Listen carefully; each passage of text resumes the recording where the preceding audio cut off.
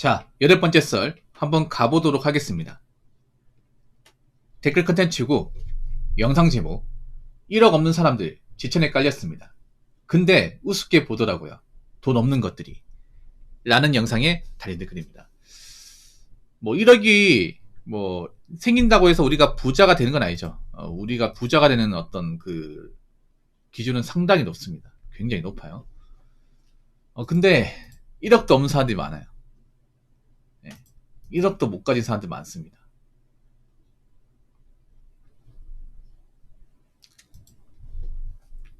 요즘에 돈을 제대로 안 모아요, 사람들이. 돈 모으는 사람 점점 적어지고 있어. 대출을 받는 사람도 많아지고 있고. 근데 그런 사람들이 1억을 우습게 봐요, 1억을. 참 웃긴 게 뭐냐 하면, 정작 1억을 열심히 고생해서 모은 사람은 이 1억의 가치를 무시하지 않거든요. 왜냐, 자기가 힘들게 모았다 보니까. 고생해서 모았잖아요. 일반 사람이 이거 1억 모으니 얼마나 오래 걸리는데. 근데 1억을 고생해서 모아보지도 못하고 해보지도 않은 사람들이 그런 말을 해요. 1억이 돈이냐? 1억까지 할 수 있는 게 뭐가 있어? 1억까지는 더 부자 생기냐? 아니 1억 왜 고생해서 모으려고 그래? 아니 우리 1억 있다고 해서 크게 안 달라져. 차라리 그 돈 있으면 투자해서 불리는 게 더 낫지. 이런 얘기를 해요. 이게 정상입니까? 정상이 아닙니까? 정상이 아니죠. 근데 이런 사람들이 많아. 좀 내가 망가진 사람들이 많아요. 아니 일반 보통 사람들 중에 현금이 1억이 없는 사람 태반인데, 근데 그런 사람들이 1억을 논하고 있어. 이게 앞으로 자신들이 1억을 모을지 근처도 못 가지 장담할 수 없는데, 근데 그런 사람들이 1억까지 달라진 뭐가 있어? 달라진 게 많죠, 여러분. 달라진 게 없긴요. 일단 1억 가지고 있어 내가 빚질 일이 없잖아, 여러분. 살면서 누구한테. 그리고 1억을 가지고 있다는 얘기는 내가 열심히 살았다는 거잖아요. 열심히 한눈 안 파고 열심히 살았다는 거죠. 그리고 1억을 모았다는 얘기는 이제 2억도 모을 수 있다는 얘기죠.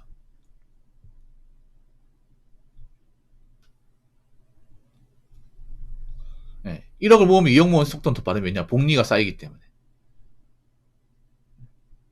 더 모으기 쉬워요. 왜냐, 내가 이제 1억 처음 모을 때 이제 그때 받는 월급보다 지금 월급이 더 많고, 그리고 1억을 이제 계속 이제 이자를 모으다 보면 더 이자 모으는 속도가 더 빠르니까 훨씬 더 빨리 달성할 수 있지. 그러니까 1억을 고생해서 모았으니까 2억은 더 빨리 갈 수 있는 거야. 자신감이 생기는 거죠. 그리고 객관적 성실한 사람이야. 내가 누군가의 도움 없이 내 노력으로 1억을 모았다고 하면 난 정말 성실하고 열심히 산 사람이에요. 그래서 뭐든 다 할 수 있어. 다 참고 견딜 수가 있고. 근데 수중에 돈도 없는 사람은 뭐 하나 제대로 하는 것도 없겠죠. 왜냐, 돈 버는 줄도 다 썼으니까.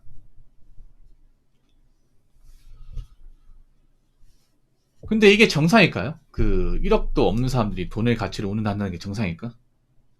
저는 정상이 아니라고 보는데 이런 사람들이 많죠, 여러분.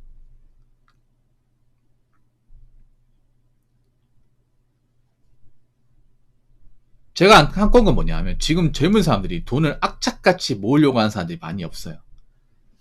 돈을 제대로 모으려고 하는 사람들이 많이 없어요. 오히려 돈을 쓰는데 더 급급을 해. 그렇다고 제가 돈을 쓰지 말라고 말씀드릴 수는 없어요. 자기들 다 갖고 싶은 게 있는 거니까 써도 되는데, 근데 적당히 써야 돼요, 적당히. 근데 너무 젊을 때 뭔가 온이라는 느낌? 그러니까 젊을 때 인생만 있고 나이 먹어서 인생은 없는, 약간 그런 느낌을 가진 사람들이 많아요, 이게. 근데 난 걱정이 돼. 저런 사람들이 나이 먹어서 어떻게 살까 걱정이 돼. 젊었을 때보다 돈을 안 모으는 사람이 나이 먹어서 돈을 모을 수 있을까? 여러분, 이거 정말 중요하거든요. 돈을 관리하는 능력. 우리나라 보면 좀 웃긴 게 뭐냐면, 돈을 관리하는 어떤 능력에 대한 중요성은 교육을 아예 안 시킵니다. 그렇다 보니까 이제 금문명인들이 많아요. 돈 관리를 못하는 사람이 굉장히 많아. 그러니까 돈을 벌고 쓰는 것만 알지, 돈을 제대로 관리하는 부분에 대해서는 이제 아예 지식이 없는 사람들이 많아, 이게.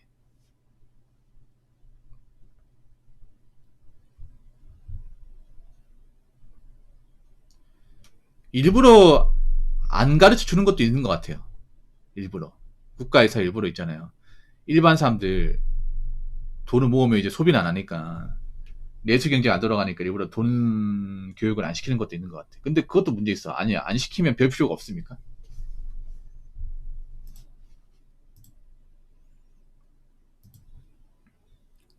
안 시키면.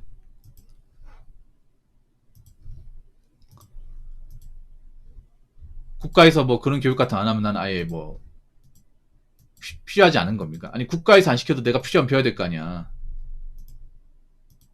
이게 주의식 교육의 문제인 것 같아요. 주의식 교육의 문제. 주의식 교육은 뭐냐 하면 누가 시키지 않으면 안 하는 겁니다.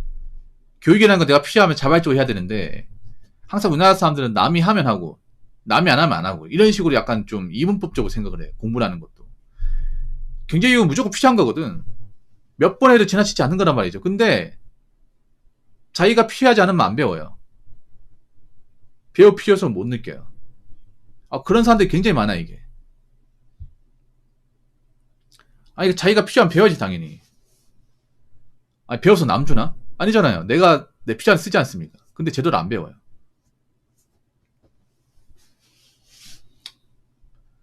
그러다 보니까 좀 엉뚱하게 사는 사람들이 많다고 저는 느껴집니다, 이게.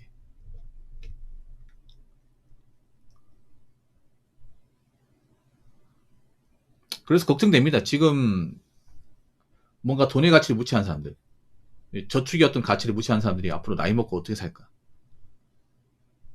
제가 봤을 때는 굉장히 힘든 인생이 기다리고 있을 텐데. 더 웃긴 건 뭔지 아세요? 또 저런 사람 집이 또 잘 사는 것도 아니에요, 이게. 저렇게 돈을 안 모은 사람들이 뭐 집이 잘 산다거나 물려받을 게 많은 사람도 아니에요. 물려받을 게 없어요, 이게. 가진 건 내 몸뚱아리밖에 없어요. 근데 돈을 안 모아요. 그럼 저런 사람들이 나이 먹어서 미래가 있을까요, 여러분?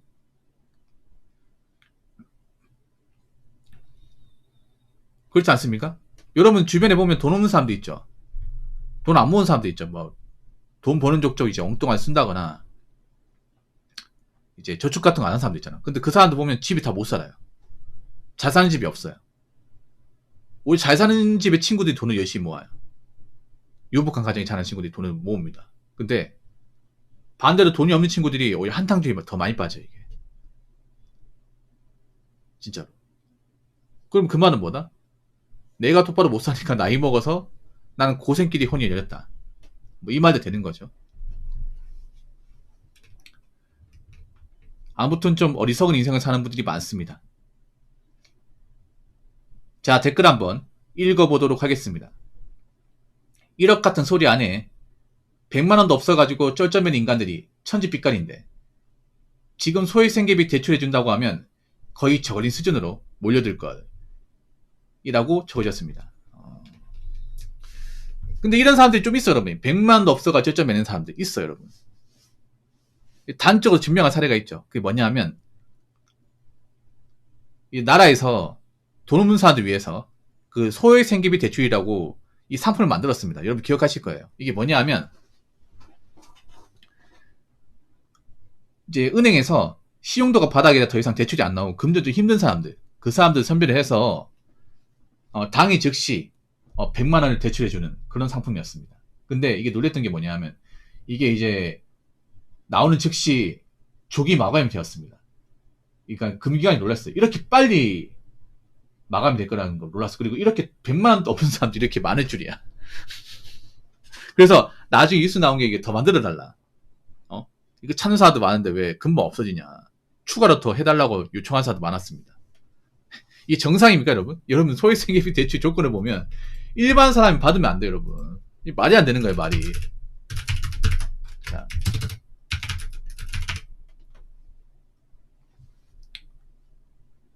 자, 일단 여기 보면 그 소액생계비 대출 조건 된다는 것 자체가 문제 있거든요. 예, 된다는 것 자체가. 일단 긴급 소액생계비 대출은 신용평정 하위 20%. 그러니까 신용평정이 높은 게 아니라 바닥을 찍어야 돼, 바닥을. 신용평정이 높은 사람은 이 대출이 안 되는 거야. 그러니까 여러분 그 신용 등급이 정상적인 사람들은 아예 저기 못 가요. 입구 컷. 그러니까 바닥 20% 이하. 그러니까 공부로 치면 하위권 애들.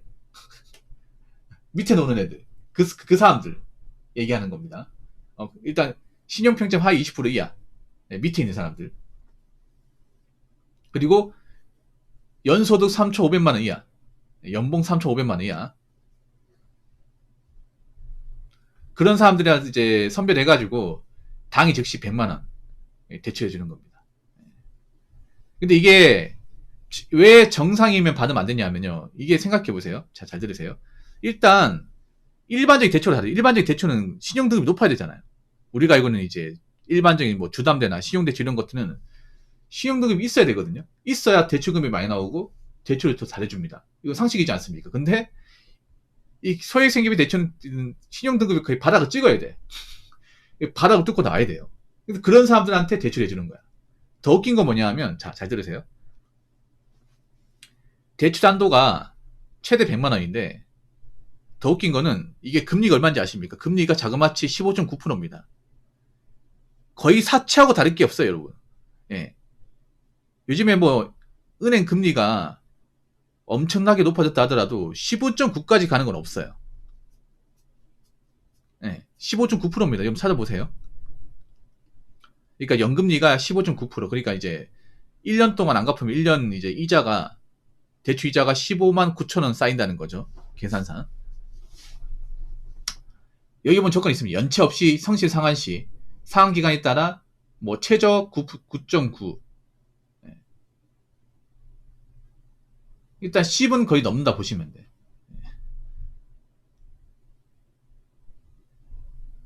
근데 이거를 제대로 감사한 사람들이 많지가 않대요. 이 100만 원 이제 빌려가 놓고 감사한 사람들이 많지가 않대. 왜냐? 애초에 이제 인생 바닥을 찍은 사람들이 많다 보니까 경제관념이 바닥이다 보니까 저 100만 원도 못 갚는 거야 이게. 오히려 이렇게 생각하는 사람도 많아요. 저 돈은 우리가 불쌍하니까 우리가 지금 처지가 안 좋으니까 나라에서 그냥 100만 원 주다 보다. 그러니까 대출이 아니라 일단 일종의 지원금처럼 생각하는 거야 지원금. 근데 그건 그분들만 생각이고 뭐라 적혀 있습니까 끝에 대출이 나와 있잖아. 모든 대출은 뭐예요? 갚아야 되는 의무가 발생하죠.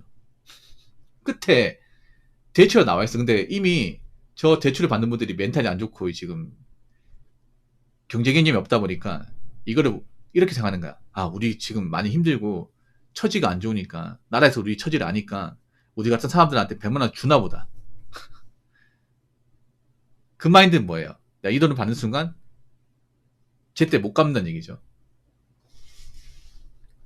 그런 사람들이 많은 거예요. 그래서 제가 알기로는 소액생계비 대출 받고 나서 제때 갚는 분들이 많지 않다 들었습니다.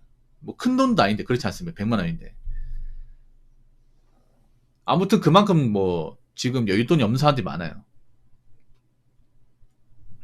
그런 사람들이 뭐 1억을 가지고 평가를 하다니 웃기지 않습니까? 1억을 가지고 평가하기 전에 내 현실을 보세요. 내 자산을 보라고. 내가 지금 1억을 가지고 함부로 평가하고 논할 수 있는 그런 자격과 능력이 되는 사람인지. 아무튼 일반 사람들은 노력하면 1억 모을 수 있어요. 이거라도 모아야 돼. 이거라도 모아야 숨통이 트인다니까. 앞으로 어떡하려고 그래요. 지금 대한민국 점점 안 좋아지는데. 그래서 여러분 남들 뭐 돈 쓰고 다니고 놀러 다닐 때 그 부러워하지 마시고 아, 난 저렇게 살면 안 되겠다. 난 이럴 때일수록 마음 고쳐먹고 열심히 살고 버는 돈 잘 관리해서 나는 목돈 만들겠다. 그런 마음으로 좀 마음을 다잡아 나가시기 바라겠습니다.